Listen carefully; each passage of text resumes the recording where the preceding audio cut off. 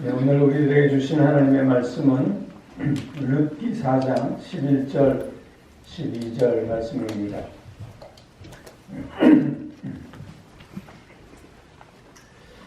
성문에 있는 모든 백성과 장로들이 이르되 우리가 증인이 되나니 여호와께서 내 집에 들어가는 여인으로 이스라엘의 집을 세운 라헬과 레아 두 사람과 같게 하시고 내가 에브랏에서 유력하고 베들레헴에서 유명하게 하시기를 원하며 여호와께서 이 젊은 여자로 말미암아 내게 상속자를 주사 내 집이 다말이 유다에게 낳아준 베레스의 집과 같게 하시기를 원하노라 하니라. 아멘. 오늘 말씀을 의지해서 인정받는 삶이라는 제목으로 말씀을 드립니다. 오늘 파더스데이인데 땅의 모든 아버지들에게 축하를 드리고요. 특별히 아버지들의 그 수고와 한식, 남몰래 흘렸던 그 땀과 눈물에 경의를 표하며 하나님께서 주시는 놀라운 그 위로, 또 기쁨, 또 삶의 보람이 차고 넘치기를 축원합니다. 인간의 기본적인 욕구 가운데 하나가 남으로부터 인정받고자 하는 욕구입니다. 이런 인정받으려고 하는 욕구는 우리가 나약하기 때문이 아니라 우리 인간 존재 자체가 사회적인 존재이기 때문에 그렇습니다. 혼자 살 수 없는 존재이기 때문에 그런 거지요. 우리가 남으로부터 인정을 받거나 칭찬의 말을 들으면 기분이 좋아지고 자신감도 생기고 또 이로 인해서 발전해 나가곤 합니다. 그러나 반대로 무시를 당한다거나 혹은 비난을 받게 되면 마음의 상처로 인해서 쉽게 좌절하고 포기하고 삶의 의욕까지도 잃어버리는 그런 경우들이 종종 있습니다. 그렇게 사람들은 인정을 강요하기도 하고 또 인정을 구걸하기도 하는 삶의 모습들을 보이곤 하지요. 남의 시선에 얽매여서 나로 살지 못하고 그저 남의 눈치만 보면서 산다든가 혹은 있는 척, 또 아는 척, 또 잘난 척 하면서 스스로 위선된 모습을 보이기도 합니다. 이런 모습은 나 자신으로 살지 못하는 건강하지 못한 모습이지요. 우리가 어떻게 나 자신을 세우며 건강하게 인정받는 삶을 살 수 있을 것인가? 특별히 룻기는 사사시대를 통해서 참다운 신앙인의 모습이 있었음을 우리에게 보여주는 그런 성경입니다. 사사시대의 특징은 왕이 없으므로 다 제 소견에 옳은 대로 행했던 그런 시대였습니다. 하나님에 대한 신앙, 또 서로에 대한 도덕이 다 무너졌던 시대였죠. 그런 신앙적으로 도덕적으로 암울했던 시대였지만 그러나 그 가운데서도 룻이라고 하는 여인과 보아스라고 하는 남자의 이런 삶의 모습을 통해서 신앙 안에서 경건함을 유지하며 살았던 모습을 우리에게 증거해주고 있는 책입니다. 특별히 우리가 함께 읽은 오늘 본문 말씀은 어떤 배경이냐면 이스라엘에게는 계대 결혼법이라는 게 있잖아요. 형이 아이가 없이 죽으면 동생이 그 형수와 결혼해서 아이를 낳고, 그러면 그 아이는 그 동생의 아이가 아니라 형의 아이가 되는, 그래서 그 종족을 계속해서 끊어지지 않게 하는 그런 관습이 있었습니다.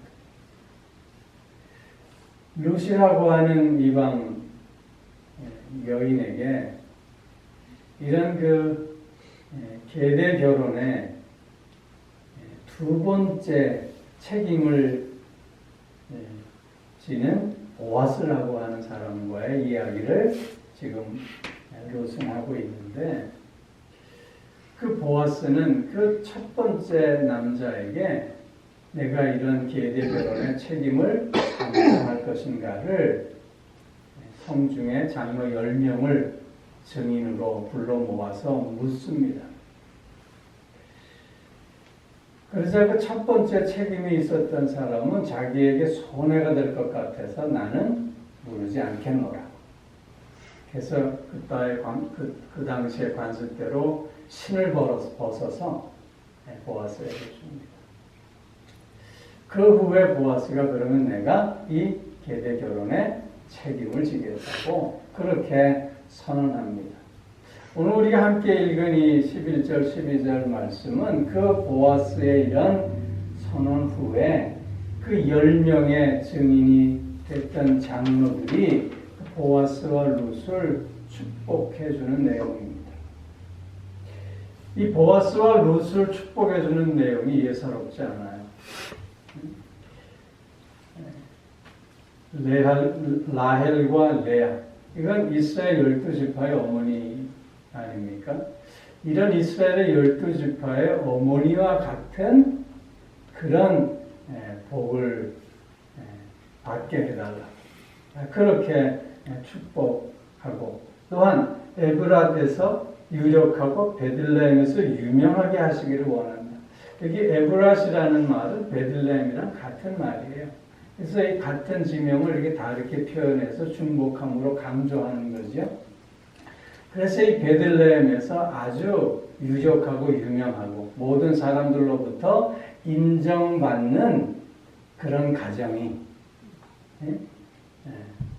되게 해달라고 그렇게 축복해 주고 있는 것입니다. 오늘 특별히 아버지 날이니까 우리 룻을 중심으로 생각하기보다는 보아스를 중심으로 어떻게 이 보아스가 이렇게 사람들로부터 인정받는 삶을 살게 되었을까를 우리가 확인해 보면서 오늘 우리의 삶의 모습을 점검해 보려고 합니다. 인정받는 삶을 살고자 한다면 가장 먼저 우리가 생각해야 할 것은 사람들로부터 인정받기를 구할 것이 아니라 하나님으로부터 인정받는 삶을 살 수 있어야 한다는 것입니다. 하나님으로부터 인정받는 삶을 산다고 하는 것은 다르게 설명하면 하나님과 바른 관계 속에서 산다는 것을 말합니다. 하나님과의 바른 관계 속에서 산다고 하는 것은 하나님 앞에 자기 자신을 스스로 세워내는 삶을 사는 것을 또한 말하는 것이지요. 이사야 43장 말씀에서 보면 내가 너를 구속하였고 내가 너를 지명하여 불렀나니 너는 내 것이라.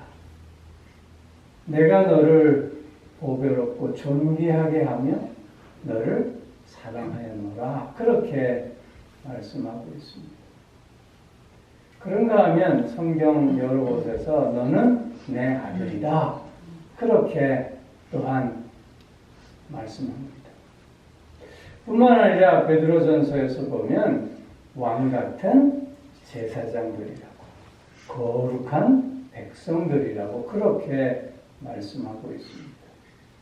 하나님과의 바른 관계 속에서 그 하나님 앞에서 나 자신을 세워낸다고 하는 것은 다시 하나님께 인정받는 삶을 산다고 하는 것은 이처럼 하나님께서 우리를 그렇게 인정해 주셨듯이 아들로서 왕 같은 제사장으로서 그리고 거룩한 백성으로서 그 하나님의 사랑과 은혜 안에서 하나님의 뜻에 순복하며 사는 삶을 말하고 있는 것이지.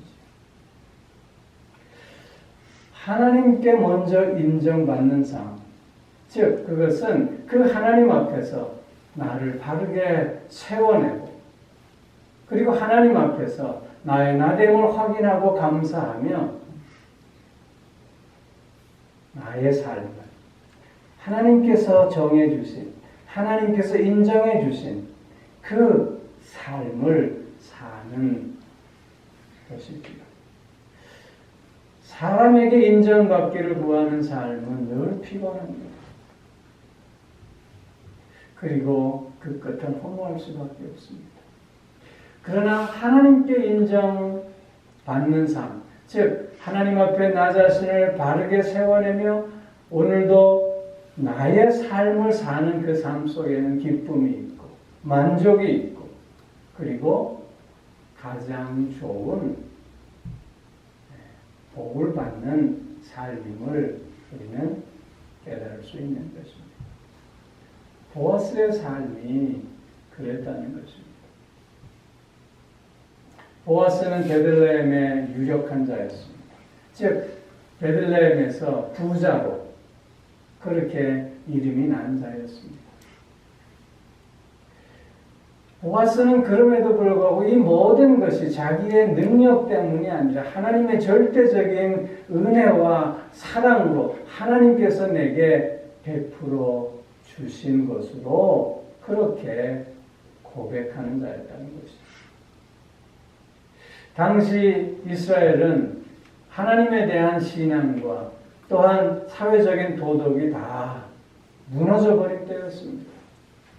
그래서 나그네를 접대하거나 또는 이웃의 그 어려운 점들을 보살펴주는 이런 관습들이 다 사라지던 때였습니다.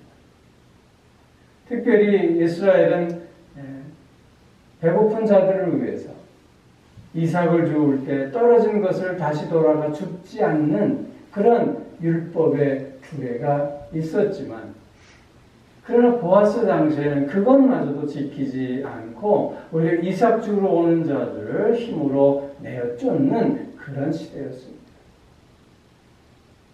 그렇게 암울한 종교적으로 도덕적으로 그렇게 모든 것이 무너졌던 그런 시대였지만 그러나 보아스는 그 시대의 흐름과 반대로 하나님의 율법을 지키고 자신이 누리는 모든 것이 하나님의 은혜임을 고백하면서 자기 밭에 일하러 온 하인들에게까지도 하나님께서 너희에게 은혜를 베풀어 주시기를 원한다고 그렇게 그 하인들을 축복하고 있는 모습을 보여주고 있습니다.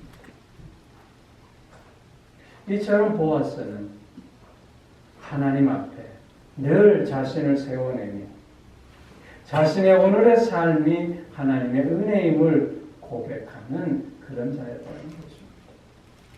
그렇기에 그는 사람들로부터 인정받을 수 있었음을 우리에게 증거하고 있는 것이지요. 두 번째로 인정받는 삶을 위해서는 남을 먼저 인정해 줄 수 있어야 합니다. 우리는 비교의식과 경쟁의식 속에 주로 살고 있습니다. 이런 비교와 경쟁의식 속에서 남을 먼저 인정해 주기를 꺼려하는 그런 삶의 모습들을 보이고 있습니다. 남이 나보다 잘 되는 것 같으면 오히려 존중해주고 인정해주기보다는 시기하고 질투하고 비난하면서 깎아 내리려고 하는 모습들을 더 쉽게 나타내고 있습니다. 남의 좋은 점을 얘기하기보다는 남의 나쁜 점을 먼저 확대 재생산해서 얘기하면서 반대로 나는 그렇지 않은 사람임을 간접적으로 드러내고자 하는 그런 나쁜 습관들을 우리가 갖고 있지는 않는가 생각해 봅니다. 그러나 이런 모습들은 사실 나 스스로 살지 못하고 있음을 보여주는 반증이라 할 것입니다. 우리는 황금률을 잘 알잖아요. 남에게 대접을 받고 싶은 대로 먼저 내가 남을 대접하는. 그럼에도 불구하고 우리는 먼저 남을 인정하려고 하지 않습니다. 남을 먼저 인정해 주기 위해서는 필요한 요소들이 있어요. 첫째는 내가 바로 설 수 있어야 한다는 것입니다. 내가 나로 충만한 자존감으로 서 있을 때 기쁨과 자유로움으로 너를 먼저 인정해 줄 수 있게 되는 것이지. 즉 하나님 앞에서 나를 세워내므로 하나님께 먼저 인정받는 자만이 남을 먼저 인정해 주는 능력을 가질 수 있게 된다고 하는 것이죠. 그리고 또 하나의 요소가 있어요. 남을 먼저 인정해 주기 위해서는 겸손해야 합니다. 여러분, 겸손이라는 건 뭐예요? 나의 부족함을 내가 아는 것입니다. 나의 부족함을 하나님 앞에 나 스스로를 세울 때 우리는 철저하게 깨달을 수밖에 없지 않습니까? 이런 나의 부족함을 깨달은 존재로서 상대를 비난하기보다는 오히려 상대를 나보다 낮게 여기는 그런 마음을 가질 수 있게 되는 것이죠. 이렇게 나의 부족함을 깨닫는 것이 용기요, 지혜일 뿐만 아니라 나의 부족함을 먼저 고백함으로 말미암아 너를 먼저 받아들이고 인정하고 존중하고자 하는 마음의 여유로움과 그 마음의 그 넓음이 자리 잡을 수 있게 된다라고 하는 것이죠. 보아스가 보여주는 모습이 바로 이런 모습이었습니다. 룻이 어떤 여인입니까? 나오미의 며느리입니다. 나오미가 모압으로 이주했다가 예루살렘으로 다시 돌아옵니다. 고향으로, 베들레헴으로 돌아오잖아요. 그럴 때 나오미가 어떻게 고백합니까? 아, 나오미가 왔구나. 사람들이 그렇게 반겨줄 때 나를 나오미라 하지 마세요. 나오미는 기쁨이라는 뜻이에요. 나를 나오미라 하지 말고 마라라고 부르세요. 마라는 고통이라는 뜻이에요. 즉 나오미는 아무것도 없는 빈털터리로 며느리 룻과 함께 고향으로 돌아왔습니다. 많은 사람들이 그런 나오미와 룻을 향해서 손가락질했을 거예요. 그런데 룻기를 읽어보면 보아스는 룻에 대해서 그렇게 대하지 않았습니다. 보아스와 룻이 처음 만났을 때 보아스가 룻에게 이렇게 얘기합니다. 내가 어떻게 혀를 다했는가 내가 이미 다 알고 있다. 나는 참 훌륭한 여인이다. 그렇게 얘기해 줍니다. 룻과 보아스의 관계 속에서 나오미가 하루는 룻에게 이렇게 이릅니다. 보아스가 잠들면 밤에 몰래 가서 그 이불을 들치고 발끝에 누우라고.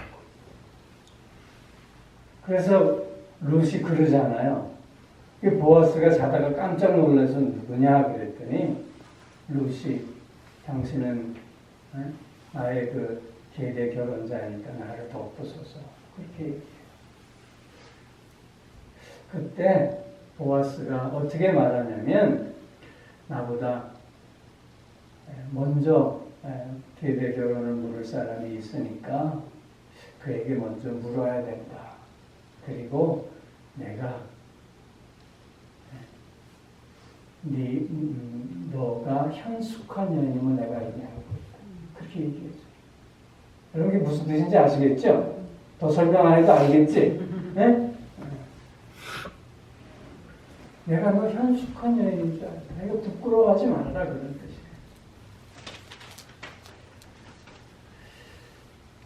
이런 이야기들을 통해서 룻이 이렇게 고백해요.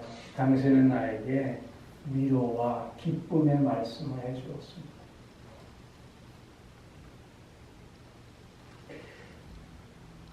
보아스는 베들레헴에서 이름난 부자였어요. 룻은 아무것도 가진 것 없는 이방 여인이었어요. 배경도 없었고 출신도 이방인이었습니다. 그러나 그럼에도 불구하고 보아스는 룻을 존중해주고 있어요. 인정해주고 있어요. 효성이 지극한 여인이고 현숙한 여인으로 그렇게 룻을 먼저 세워주고 있음을 보게 됩니다. 룻이 보아스를 인정 안 할 까닭이 있을까요? 이처럼 내가 남을 먼저 인정해 줄 때 우리는 남으로부터 인정받을 수 있게 되는 것이죠. 또 하나는 긍휼을 베푸는 삶을 살 때 남으로부터 인정받을 수 있게 된다는 것입니다. 긍휼이라고 하는 것은 그냥 불쌍히 여기는 단순한 그런 마음이 아닙니다. 긍휼히 여긴다라고 하는 것은 그 상대의 고통을 공감하면서 그 고통을 덜어주기 위해 직접적으로 행동함으로 그에게 나타내 보이는 희생적인 사랑을 의미하고 있는 것입니다. 예수님께서 무리를 보시고 목자 없는 양 같다고 불쌍히 여겨주셨습니다. 그래서 그 무리들을 가르치시고 먹이시고 고쳐주셨습니다. 뿐만 아니라 그 무리들의 그 고통을 몸소 친히 감당하시고자 자신을 내주시기까지 하셨습니다. 이런 모습이 바로 긍휼을 베푸는 모습이라고 하는 것이죠. 보아스가 어떻게 긍휼을 베풀었는가를 우리는 확인할 수 있습니다. 우연찮게 룻이 보아스의 밭에서 이삭을 줍기 시작하잖아요.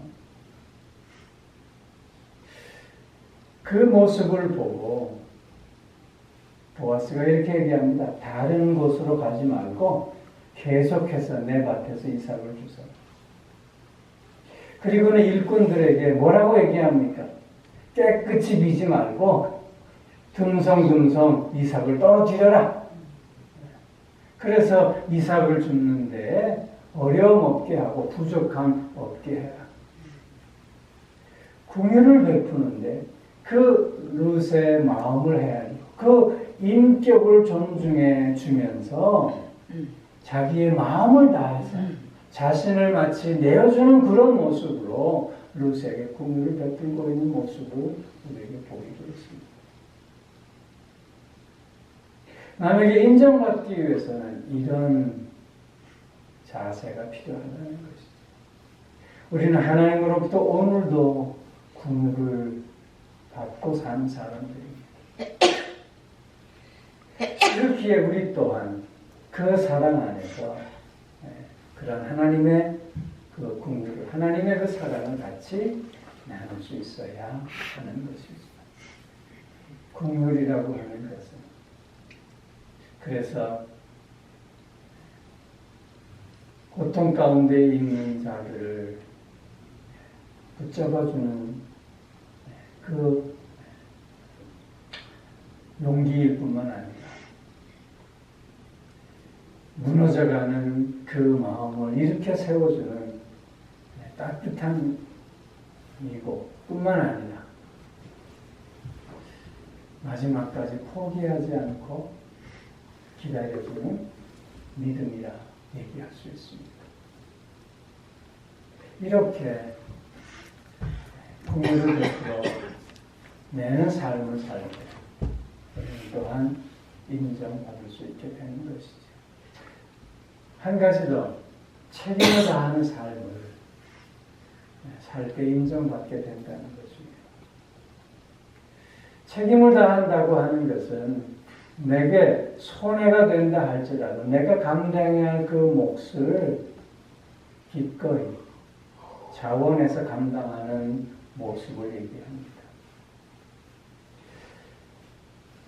룻기 4장에서도 볼 수 있듯이 보아스는 계례 결혼의 첫 번째 대상자가 아니었습니다. 두 번째 대상자였습니다. 첫 번째 대상자는 이런 계례 결혼의 제의를 받았을 때 처음에는 내가 하겠다 그렇게 얘기합니다.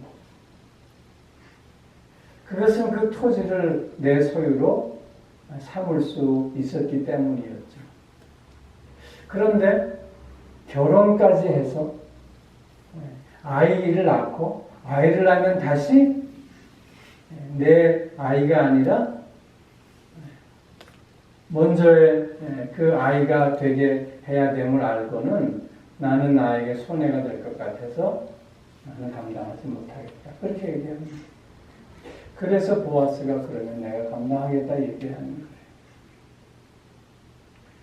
결코 나에게 유익이 되고 이익이 돼서 보아스가 룻을 아내로 맞이하는 것이 아니라고 하는 것이죠. 손해가 됨에도 불구하고 내가 감당해야 할 몫이기에 그렇게 감당하고 있는 모습을 우리에게 보여주고 있는 것입니다. 이런 모습 속에서 보아스는 당시 베들레헴의 사람들로부터 존중받고 인정받는 삶을 살게 되었음을 우리에게 교훈해주고 있는 것이죠. 아버지 나라에 특별히 이 땅의 모든 아버지들이 가정에서부터 그리고 내가 관계하는 모든 그 관계 속에서 이렇게 인정받는 삶을 살기를 축원합니다. 먼저 하나님께 인정받고 그리고 먼저 남을 인정해주며 그리고 긍휼을 베풀고 책임을 다함으로 말미암아 나의 삶을 사는 나 스스로를 늘 바르게 세워내는 이 땅의 아버지다. 그리고 우리 모두가 되어질 수 있게 기회를 축원합니다. 기도하겠습니다.